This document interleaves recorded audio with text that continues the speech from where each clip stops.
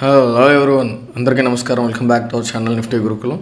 Friends, ఈరోజు మన Telegram ఛానల్లో నేను 140కి అరౌండ్ 140 యొక్క ఇమేజ్ అనేది పోస్ట్ చేయడం జరిగింది. సో ఎగ్జాక్ట్గా మీకు ఈ ఏరియాలో ఇంకా సపోర్ట్ తీసుకుంది. కిందకు ఒకవేళ బ్రేక్ అయితే మాత్రం, ఎందుకంటే మీకు మార్నింగ్ నుంచి చూస్తే పైనుంచి ఇంకా అలాగా లోస్ అనేవి వస్తున్నాయి. ఇక్కడ ఫస్ట్ హైని టచ్ చేసింది, మార్నింగ్ ఓపెనింగ్ క్యాండిల్ బ్రేక్ చేసి పైకి వెళ్ళడం, మళ్ళీ కిందకి రావడం. నెక్స్ట్ ఇది ఆ ప్రీవియస్ హై అనేది బ్రేక్ అవ్వట్లేదు. సో అందువల్ల మేబీ కిందకి బ్రేక్ అవ్వచ్చు.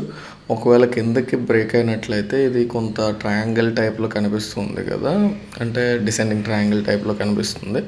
బ్రేక్ అయితే కిందకి చాలామంది ఎంట్రీ తీసేసుకుంటారేమో, బట్ కిందన ఒక స్ట్రాంగ్ సపోర్ట్ అనేది ఉంది. నెక్స్ట్ ఇది మొత్తం కన్సాలిడేషన్ జోన్ అండి, ప్రీవియస్గా మనం ఆల్రెడీ చూసాం. సో అంత స్ట్రాంగ్ మూవ్స్ అనేవి ఇందులో మనకి ట్రేడ్ తీసుకుంటే ఉండకపోవచ్చు అనే ఉద్దేశంతో దీన్ని 140కి మీకు 139 టు ఎగ్జాక్ట్ 1339 అంటే 139 ఇక్కడ ఇది యొక్క 5 minute టైం ఫ్రేమ్ చార్ట్ అనేది పోస్ట్ చేయడం జరిగింది. సో తర్వాత మార్కెట్ ఎలా మూవ్ అయింది అనేది మీరు చూసారు. ఇక్కడ మీరు అబ్జర్వ్ చేసినట్లయితే మనం అరౌండ్ ఈ ఏరియాలో షేర్ చేసాం 113 అంటే ఇక్కడ. తర్వాత కొంచెం అక్కడ సపోర్ట్ తీసుకున్నట్టు పైకి వెళ్ళినట్టు కనిపించినా కానీ అంత స్ట్రాంగ్ బుల్లిష్నెస్ అయితే మార్కెట్లో లేదు. తర్వాత మనకి ఈ ఏరియాలో చాలా చక్కగా క్లీన్ బ్రేక్ డౌన్ అండి. ఒకవేళ ఇక్కడ మనకి సపోర్ట్ ఉందని తెలియకపోతే డైరెక్ట్గా ఇందులో మనం 90% of the people would have taken entry అండి, ఖచ్చితంగా చెప్తున్నాను నేను. అందుకోసమే టెలిగ్రామ్లో ముందుగా కొంచెం షేర్ చేయడం జరిగింది. ఇక్కడ మనకి కన్సాలిడేషన్ జోన్ ఉంది, ఇది బ్రేక్ అయితే పరిగెత్తి ఎంట్రీ తీసుకుంటే ఇబ్బంది పడతారు అనుకోండి. కేర్ఫుల్ అని అంత స్ట్రెస్ ఇవ్వటానికి కారణం అదే, కొంచెం జాగ్రత్త అని చెప్పేసి. సో ఎగ్జాక్ట్గా ఆ ఏరియా వరకు వచ్చింది, అక్కడ సపోర్ట్ తీసుకొని మళ్ళీ పైకి కూడా ఏం వెళ్ళిపోలేదండి. ఇక్కడ సపోర్ట్ తీసుకొని మళ్ళీ ఇక్కడ వెళ్ళడం. ప్రెజెంట్ ఈ ఏరియాలో ఉన్నటువంటి ఈ ట్రెండ్ లైన్ ఇది ఎక్స్టర్నల్ అనమాట. ఈ రెండు టచెస్ని బేస్ చేసుకొని డ్రా చేశాను. అది కూడా బ్రేక్ అయినా కానీ నాకు తెలిసి ఇది దాటి పైకి ఏం వెళ్ళిపోదు. ఈరోజు ఆల్రెడీ 3 o'clock అయిపోయింది. చాలామంది ఏంటంటే మనకి మార్కెట్ క్లోజ్ అయ్యేసరికి మీరు వీడియో చేసేయండి బ్రో అంటున్నారు, కాబట్టి నేను ఈ డెసిషన్ తీసుకున్నాను. 3 o'clockకి మార్కెట్ ఎక్కడ ఉంటే అక్కడ నేను ఆ యొక్క అనాలిసిస్ అనేది షేర్ చేసుకుంటాను. ఆ 30 minutes అనాలిసిస్ మీరు పెద్దగా ఇబ్బంది ఏం పడక్కర్లేదు, అర్థం చేసేసుకుంటారని అనుకుంటున్నాను. ఓకేనా ఫ్రెండ్స్? ఎవరో కొంతమంది కొంచెం నెగిటివ్గా మాట్లాడుతున్నారు, పెద్ద ప్రాబ్లం ఏం లేదండి. కాకపోతే గుర్తుపెట్టుకోండి, మీరు ఏదైనా ఒక నెగిటివ్ కామెంట్ పెట్టడానికి నాకు అభ్యంతరం లేదండి. మీరు నెగిటివ్ కామెంట్ పెట్టండి, ప్రాబ్లం ఏం లేదు. అట్లీస్ట్ ఒక 10 వీడియోలు అయినా చూడండి. మనవి 10 వీడియోస్ అయినా చూశాక అది జెన్యున్గా మీకు ఉపయోగపడట్లేదు అనిపించినట్లయితే నాకు నెగిటివ్ కామెంట్ పెట్టండి, నో ప్రాబ్లం. ఓకేనా? అంతేకాని జస్ట్ ఒక వీడియో ఏదో కొంచెం ఏంటంటే మీరు అందరూ చూస్తారు, క్లిక్ చేస్తారు అనే ఉద్దేశంతో టైటిల్లోనో థంబ్నెయిల్లోనో ఏదో ఒక చిన్న మసాలా ఫ్యాక్టర్ పెట్టడానికి ట్రై చేస్తాను. నేను మీకు పోస్ట్ కూడా పెట్టాను. థంబ్నెయిల్ నాకు క్రియేట్ చేయడానికి చాలా టైం టేకింగ్ అండి, అది చిరాకు వస్తుంది నాకు. జస్ట్ ఒక డేట్ పెట్టేసి ఇమేజ్ పెట్టేద్దాం అని చెప్పేసి అన్నట్టు ఉంటుంది. బట్ ఎక్కువ మందికి రీచ్ అవ్వదు అనే ఉద్దేశంతో ఏదో ఒకటి పెడదామని ట్రై చేస్తాను. నిన్న అయితే ఏం పెట్టాను కూడా గుర్తు రావట్లేదు నాకు, ఒకసారి చూద్దాం ఉండండి. మధ్యాహ్నం ఈ ట్రేడ్ మాత్రం కుమ్మేసింది అని పెట్టాను అనమాట. సో అది ఏదో ఒక చిన్నది ఏదో ఉంటే క్లిక్ చేస్తారు కదా అని చెప్పేసి, అంతేనండి. మినిమం 10-15 వీడియోలైనా చూసి అప్పుడు మీరు కామెంట్ చేయండి, ఉపయోగపడుతుందా లేదా అనేది. ఉపయోగపడట్లేదు అనుకుంటే మీరు నెగిటివ్ కామెంట్ చేయాల్సిన అవసరం కూడా లేదు, డైరెక్ట్గా అన్సబ్స్క్రైబ్ చేసేసుకోవచ్చు, ప్రాబ్లం ఏం లేదు. ఓకేనా? చూడండి, ఒక 40 వీడియోస్ మీరు చూస్తే మాత్రం చాలా వరకు మార్కెట్లో ఒక మంచి అండర్స్టాండింగ్ వచ్చే అవకాశం అయితే ఉంటుంది. ఓకేనా? ఏంటిది బ్రేక్ చేద్దామని అయితే ట్రై చేస్తున్నారు బుల్స్, చూద్దాం ఏం జరుగుతుందో. బట్ ఐ డోంట్ థింక్ అండి ఇదైతే బ్రేక్ అయ్యి వెళ్ళే అవకాశం అయితే నాకు అనిపించట్లేదు, ఎందుకంటే అంత స్ట్రెంగ్త్ ఉండకపోవచ్చు అని నేను అనుకుంటున్నాను. స్టిల్ ఇంకా ఒకవేళ పైకి ఏమన్నా వస్తే ఈ ఏరియా ఇది కొంచెం జోన్ 26,200 అయితే దాటే ఛాన్సెస్ నాకు మరి ఈ అరగంటలో ఇంకా అనిపించట్లేదు, చూద్దాం. ఓకే, మనకి ఈరోజు వచ్చినటువంటి ట్రేడ్ ఆపర్చునిటీస్ పరంగా చూసినట్లయితే మనకి 5 minute టైం ఫ్రేమ్ ఎలాగో ఓపెన్ చేసాం కాబట్టి ఇదే ముందు డిస్కస్ చేసేద్దాం. కొంచెం ఫుల్ స్క్రీన్ పెడుతున్నాను. ఓకే, సో ఇక్కడ మీరు అబ్జర్వ్ చేసినట్లయితే అండి మార్కెట్ మనకి కొంచెం ఈ ఏరియాలో ఓపెన్ అయింది, పైకి వెళ్ళడానికి ట్రై చేసింది. అంటే నిన్నటి క్లోజింగ్ ప్రైస్ వరకు వెళ్ళి రిజెక్షన్ అనేది తీసుకొని మళ్ళీ కిందకి రావడం, ఇక్కడ వచ్చి మళ్ళీ పైన ఈ ఏరియాలో ఎక్కడ ఓపెన్ అయింది అక్కడ ఇంచుమించు క్లోజ్ అయింది. సో దానివల్ల ఏంటంటే మనకి మార్కెట్లో బుల్స్ అండ్ బయర్స్ మధ్య ఇండెసిషన్ అనేది నడుస్తుందని అర్థమైంది. తర్వాత మీకు ఇందులోపల ఎన్ని క్యాండిల్స్ ఉన్నాయి, మనకి చాలా క్యాండిల్స్ ఉన్నాయి, బట్ ఇది పైకి బ్రేక్ అయిందండి. సో దీన్ని మనం opening range breakout plus inside candles అని చెప్పుకున్నాం కదా. సో ఓపెనింగ్ రేంజ్ ఇందులోపల ఇన్సైడ్ క్యాండిల్స్, ఇది బ్రేక్అవుట్. ఓకే.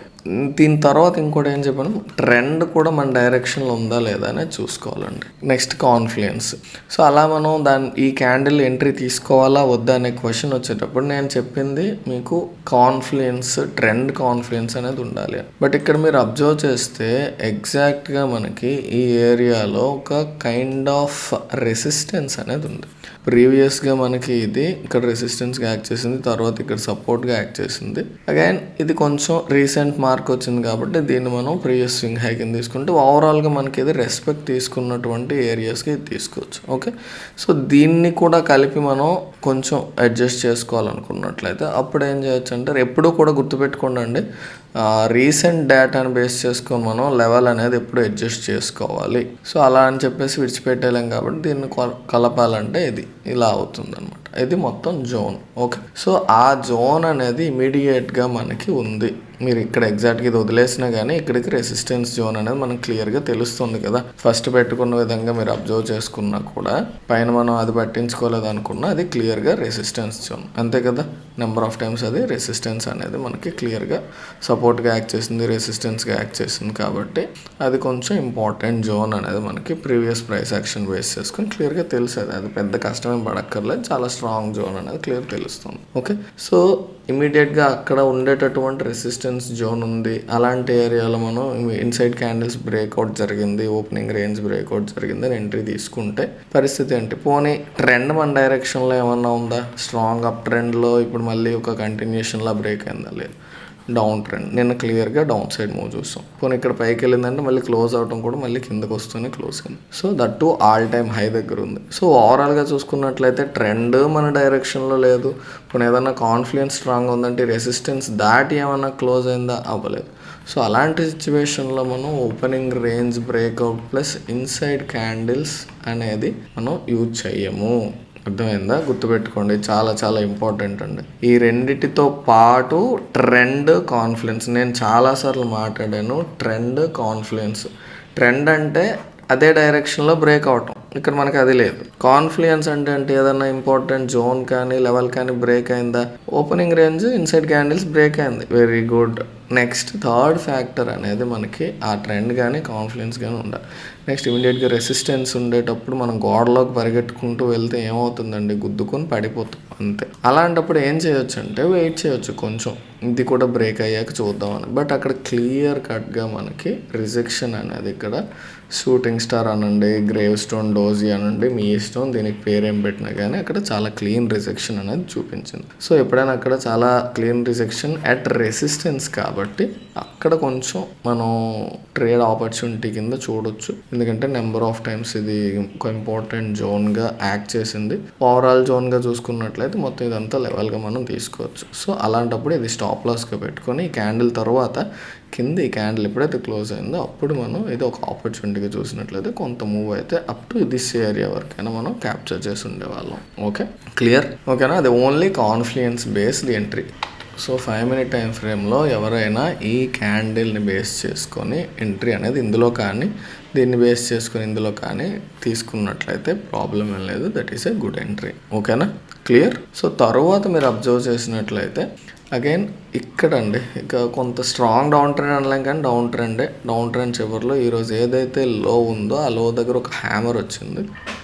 జస్ట్ దీన్ని బేస్ చేసుకొని ఎంట్రీ అనేది అంత కరెక్ట్ కాదనేది నా అభిప్రాయం. బట్ ట్రెండ్ హ్యామర్ ఉంది, నెక్స్ట్ ఈ క్యాండిల్ వచ్చిందని ఎవరైనా ఎంట్రీ తీసుకున్నట్లయితే కొంచెం ఈ ఏరియా వరకు వచ్చిందని. ఇక్కడ ఎందుకు రిజెక్ట్ అయింది అనేది మీకు క్లియర్గా తెలుస్తుంది కదండి.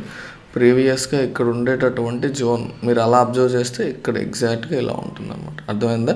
బట్ ఓవరాల్గా మనం చూసుకొని ఆ విక్స్ అన్నీ కన్సిడర్ చేసుకున్నట్లయితే దిస్ ఈస్ ద కొంత లాజికల్గా అనిపిస్తుంది. ఓకే, అందువల్ల అక్కడ అదే ఆగింది. బట్ అది అంత స్ట్రాంగ్ ఎంట్రీ అయితే కాదండి. ఇది ఈ ఏరియాలో అంత స్ట్రాంగ్ ఎంట్రీ ఏం కాదు. మనకి మినిమం ఒక 3 touches అయినా ప్రీవియస్గా ఉంటే అప్పుడు మనం దాన్ని కన్సిడర్ చేయొచ్చు.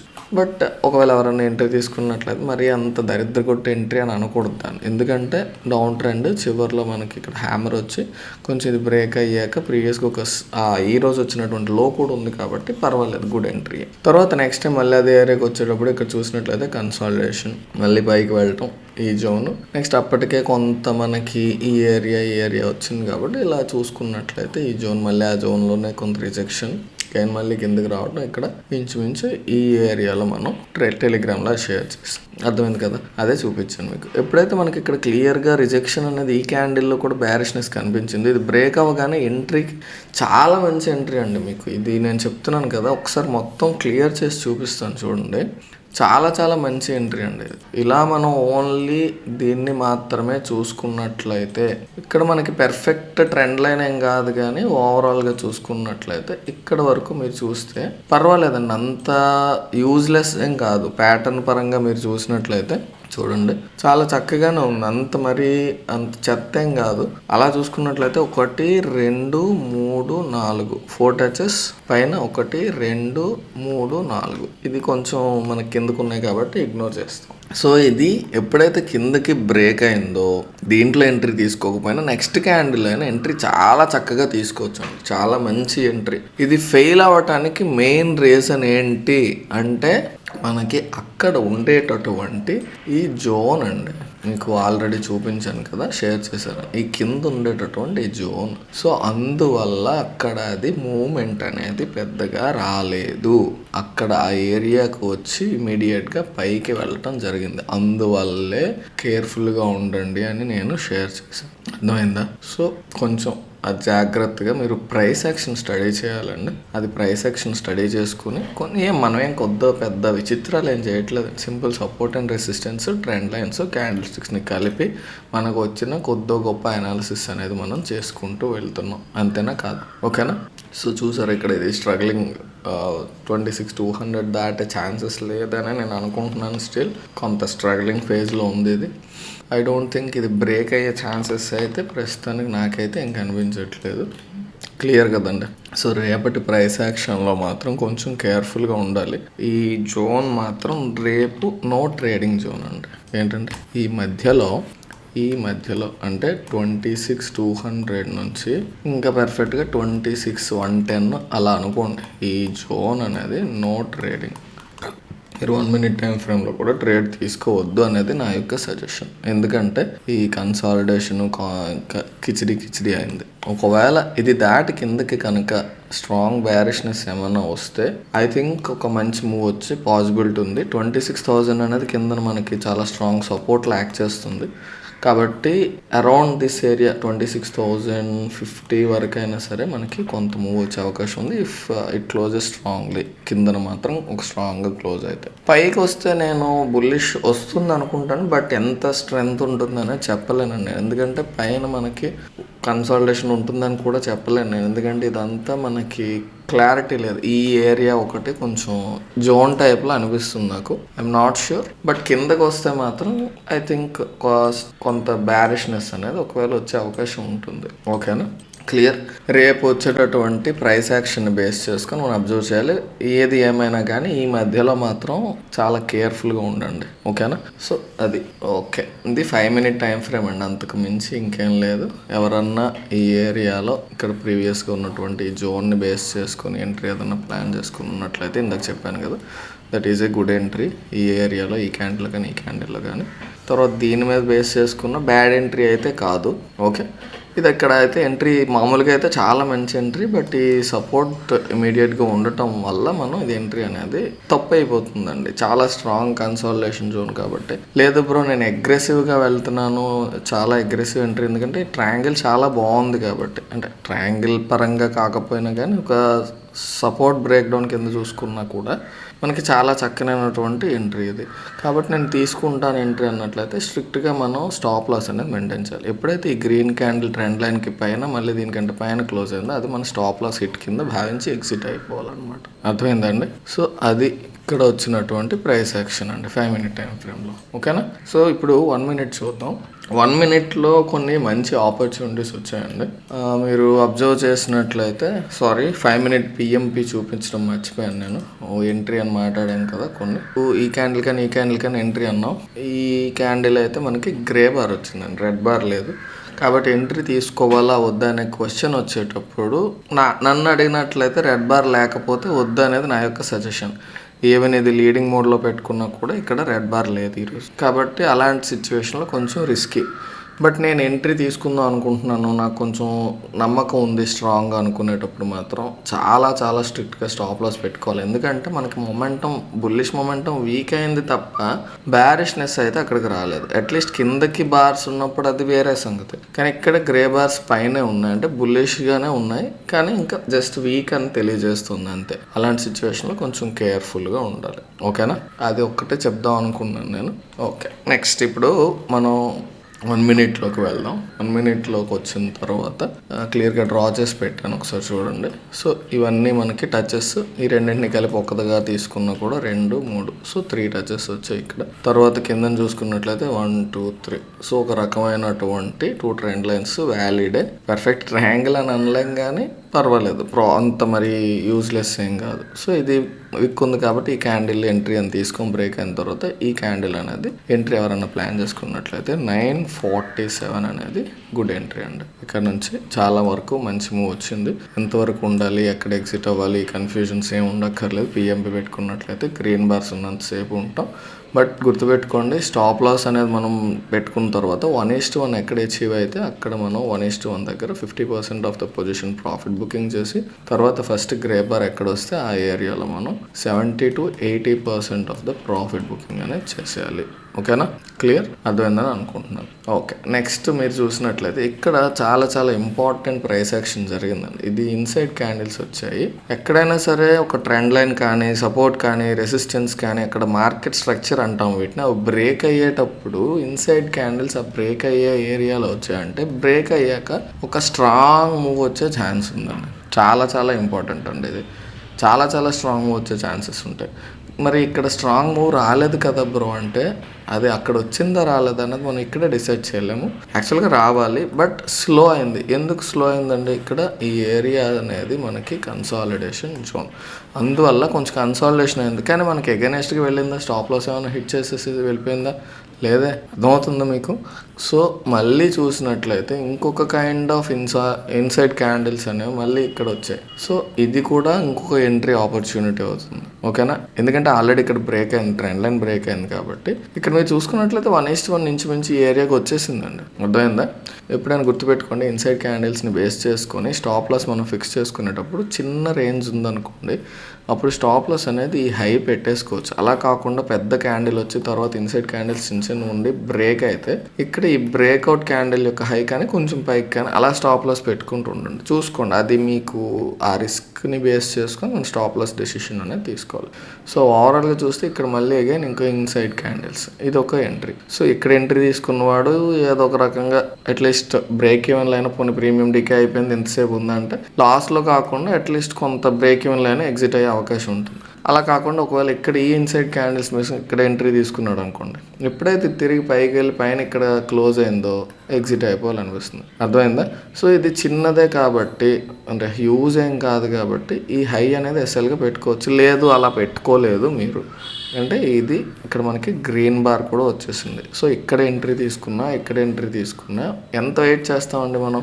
మ్యాక్సిమం పిఎంపీలో గ్రీన్ బార్ వచ్చే వరకు వెయిట్ చేస్తాం. ఇంతసేపు వెయిట్ చేసి ఇక్కడ గ్రీన్ బార్ వచ్చింది, ఇక్కడ ఎగ్జిట్ అయిపోయాం అనుకుందాం. ఎగ్జిట్ అయిపోతే మంచిది, అయిపోవాలి.